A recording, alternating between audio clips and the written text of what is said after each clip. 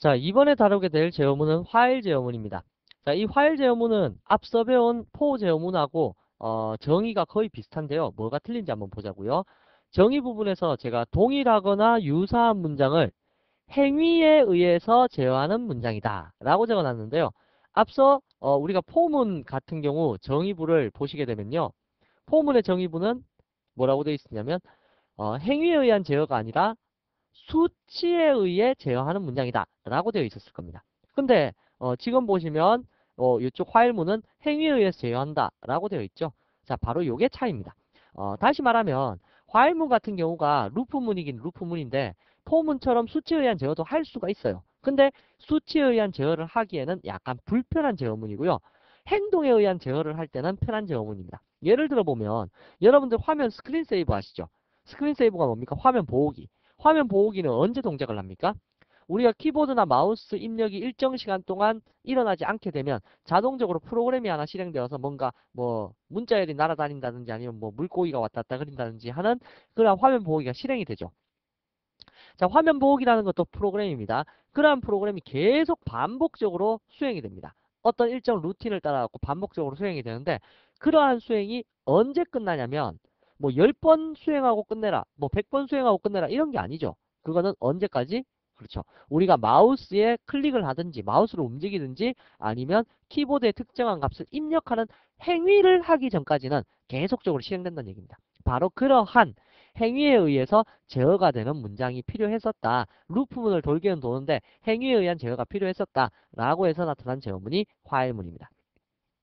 이러한 화일문의 형식은 화일이라는 글자를 적고 포문에서는 초기 값이 있었고 조건문이 있었고 증감치가 있었죠. 근데 이 화일문은요. 조건문만 있으면 됩니다. 뭐 true 내지는 false를 나타내는 조건문. 이 조건이 참을 나타내면 내용물을 반복 실행할 거고요. 그렇지 않고 거짓을 나타내게 되면 이 화일문은 그냥 빠져나가게 되어버리는 거죠. 그래서 포문하고 원리는 작동 원리는 똑같은데 초기 값 지정하는 부분이 없다. 증감식을 지정하는 부분이 없다. 그 정도 차이가 있습니다. 그래서 보통 이러한 화일문은 어떠한 내용을 계속 수행할 건지 말 건지를 물어갖고 처리할 때 그때 많이 씁니다. 예를 들면 뭐 게임하다가 게임이 끝났을 때 다음 게임 계속 연결해서 계속 하시겠습니까? 뭐 이렇게 묻는 거 있죠. 그럴 때 화일문 많이 쓰니까 그 형식으로 처리를 할 거고요. 그래서 보통은 제가 논리 조건문 옆에 true라고 적어놨죠. 그래서 true라고 많이 적습니다. true라고 적어 놓으면 계속 수행해라 그 뜻이고 이 안에서 if문에 의해서 빠져나갈 수 있는 조건을 제공해주는 그러한 형태의 제어문이 화일문입니다.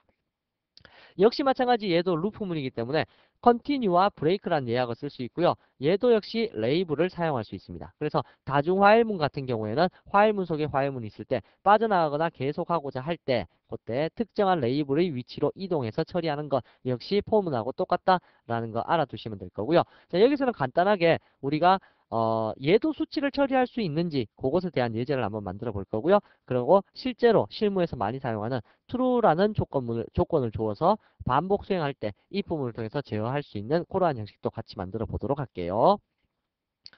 자, 그러면 16번째 예제가 되겠네요. 자, new 하셔서 클래스를 exam 언더바 15번이 아니라 16번 예제를 작성할 거고요. public static void main이라는 메소드 내부에서 화일문으로 일단 우리 아까 1부터 10까지의 합을 구하는 거 포문에서 해보셨죠? 앞에 단원에서요. 자, 그러면 이번에는 1부터 10까지 합을 구하긴 구하는데 화일문에 의해서 한번 처리를 해보자고요. 자, 인티저 TOT라는 공간을 0값으로 만들어주고 포문에 의해서 얘를 제어하려고 했을 때 우리 어떻게 썼었냐면 for 인티저 i는 1에서부터 i가 10보다 같거나 작은 동안 뿔뿔 i 하면서 처리하겠습니다. TOT에다가는 덧셈에서 넣기를 i 값을 덧셈에서 넣고 system.out.println TOT는 TOT 이렇게 코딩을 했었었죠. 그래서 얘를 실행시켜 보시게 되면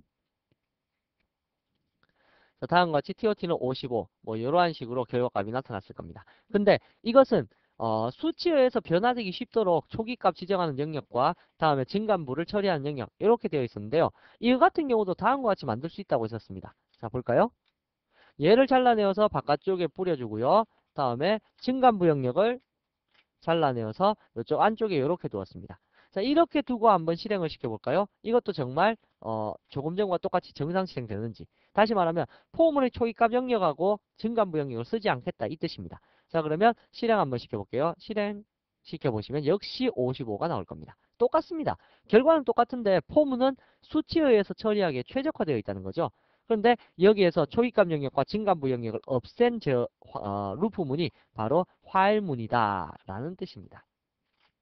그래서 화일문에서는 포문하고 똑같이 수치에 대한 제어, 요거 실행 한번 시켜볼까요? 실행 시켜보시면 역시 55. 이렇게 결과값 똑같이 나옵니다. 그래서 이렇게 쓸 수는 있지만 불편하다 이거죠. 하나로 묶어서 관리하기가 힘들다 이겁니다. 그래서 여기에서는 어떤 조건문에 따라서 반복, 어떤 행위에 의한 반복을 처리할 때 화일문을 많이 사용하게 된다. 뭐 그러한 뜻이죠. 그래서 17번째 예제로는 우리가 이것이 실제로 실무에서 어떠한 부분에서 쓰이는지 한번 예제로 만들어 볼게요. 자, 6번 방금 했었죠? 자, 17번 예제를 만들어서 처리를 하는데요. 여기 같은 경우에 우리가 문자 하나를 입력하면 아스키 코드 값을 출력을 시켜주고요. 문자와 아스키 코드 값 출력시켜주고 계속 또 문자를 물어볼 건지 그것을 반복 수행하는 예제를 처리해 보도록 할게요. 입출력이 관리되기 때문에 java.io 패키지가 필요하고요. public static void main.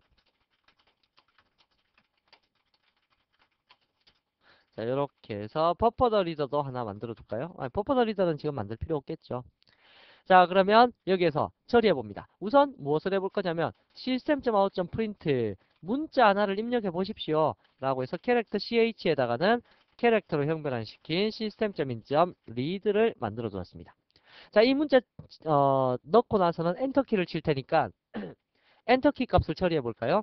system.in.read 이러면 역/r 다음에 in.read 역/n 두 가지가 처리될 거고요. 자, 이렇게 처리되는 문장을 한 번만 실행을 시켜 보도록 할게요. 그럼 ASCII 코드 값으로 출력을 시킬 수 있다라고 했었죠. ch라는 문자는 ASCII 코드 값으로 ch다. 인티저로 연결시키면 ASCII 코드 값이 됩니다. 자, 얘 한번 실행시켜 보자고요.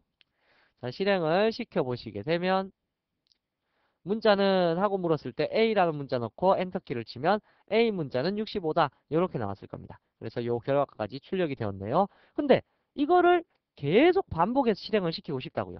그럴 때는 어떻게 해야 될까요? 그럴 때 언제까지 뭐 10번, 100번 뭐 이러한 숫자가 나온다라는 포문이겠지만 그렇지 않고 무조건 반복이다 라고 하면 화일문을 사용하게 됩니다. 화일문. 자, 화일문으로 true라고 지정을 해서 얘를 한번 실행시켜 보면요. 이게 끝나지 않고 계속 물어봅니다. 한번 실행시켜 볼까요? 실행을 시켰을 때 문자는 했을 때 A 적으면 65 하고 다 됐으면 또 문자는 하고 나왔을 겁니다. 그럼 B 하고 엔터키를 치면 또 B는 66 이러한 식으로 계속 묻습니다. 이렇게 무한 루프가 돌게 되면 이쪽에 여러분들 보시면 이게 그 빨간색 네모난 버튼 있죠. 요거 보시면 터미네이트라고 돼 있는데 이거 프로세서 종료시키는 겁니다. 강제로요. 이 클립스에서. 그래서 이렇게 무한 루프 돌 때는 요걸 눌러갖고 종료를 시켜주시면 됩니다. 그래서 여기 X 버튼 누르시면 싹 다 사라지게 되겠죠. 자, 일단 이러한 식으로 무한적으로 반복 수행해야 될 일이 생길 때 그때를 대비해서 화일문, 보통 일반적으로 여기에 조건문이 들어가야 되는데 true라고 많이 적어서 표시를 합니다. 자, 그러면 여기에 if문과 함께 혼용해서 어떤 작업을 처리할 수 있냐면 이렇게 처리해 볼 수가 있겠네요. print 계속 하시겠습니까? 내용 처리 계속 하겠느냐? 그 yes, no로 물어보는 거죠. 자, 그럴 때 여기에 위에다가 다이렉트로 할까요? 캐릭터 C는 캐릭터 형태를 형변환시킨 system.in.read 라고 해서 여기도 엔터키가 필요할 거니까 in.read 다음에 엔터키를 처리해 줘야 될 테니까 in.read 하셔서 if 만약에 C가 뭐랑 같으면 대문장 Y랑 같거나 혹은 C가 소문자 Y가 아니고 계속 안 하겠다 그럼 빠져나가면 되죠. 그래서 대문자 N과 같거나 소문자 N과 같다라면 어떻게 하겠다? 브레이크 하겠다. 브레이크라는 예약어 여기 쓸 수 있겠네요. 자, 조건문 if문의 블록은 블록으로 취급하지 않는 예약어가 브레이크였죠. 그래서 브레이크는 if문을 제외한 가장 가까이 있는 블록을 탈출하는 탈출문이다. no가 입력되었으면 요 C에 no가 입력되었으면 빠져나가겠다 그겁니다. no가 입력 안 되었으면 다른 문자가 입력되었으면 어떻게 합니까? 계속 마지막 블록 만나서 위로 올라가서 계속 수행을 하면 되는 거죠. 바로 이렇게 if문과 혼용해 왔고요. 요 while문, 무한루프 이런 거 자주 사용합니다. 한번 얘도 테스트 해볼까요? 자, 얘를 실행시켜 보시게 되면 문자는 했을 때 A라고 적어주시면 될 거고 엔터키를 치면 계속 하시겠습니까? 이렇게 묻죠. 그러면 나는 계속하겠다. Yes라고 누르고 엔터키를 치면 계속되는 겁니다. 그러면 B는 했을 때 나타날 거고요. 아, 나 계속 안 할래. 대문자 N으로 넣어볼까요? N. 계속 안 할 거다. 라고 하시게 되면 프로그램이 끝나게 됩니다.